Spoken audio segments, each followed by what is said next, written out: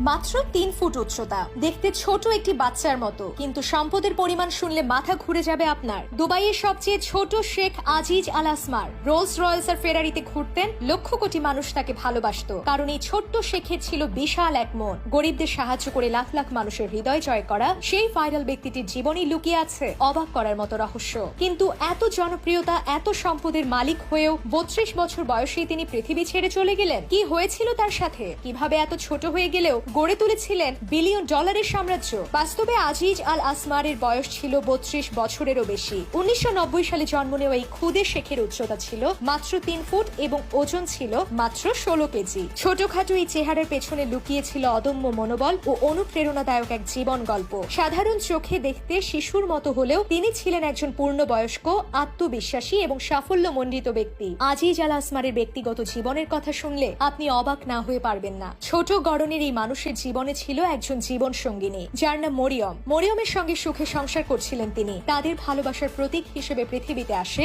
একটি পুত্র সন্তান, যা আজিজ আল আসমারের জীবনে যোগ করে নতুন মাত্রা ও সুখ। তার জনপ্রিয়তার পেছনে ছিল মানবিকতা, উদারতা। অসহায় ও গরিব মানুষদের পাশে দাঁড়ানোই ছিল তার জীবনের মূল লক্ষ্য। নিয়মিত অর্থ, খাবার ও অন্যান্য সহায়তা নিয়ে পৌঁছে যেতেন অসহায় মানুষদের দরজায়। সেই মুহূর্তগুলো ভিডিওতে ধারণ করে সোশ্যাল মিডিয়ায় পোস্ট করতেন, যা দেখে কোটি মানুষের হৃদয়ে সাড়া লাগতো। তার ভিডিওগুলোতে থাকতো লাখ লাখ লাইক, কমেন্ট এবং শেয়ার। পাশাপাশি বন্ধুদের সঙ্গে মিলে তিনি মজার ভিডিও তৈরি করতেন, যা দর্শকদের মুখে হাসি ফুটিয়ে তুলত।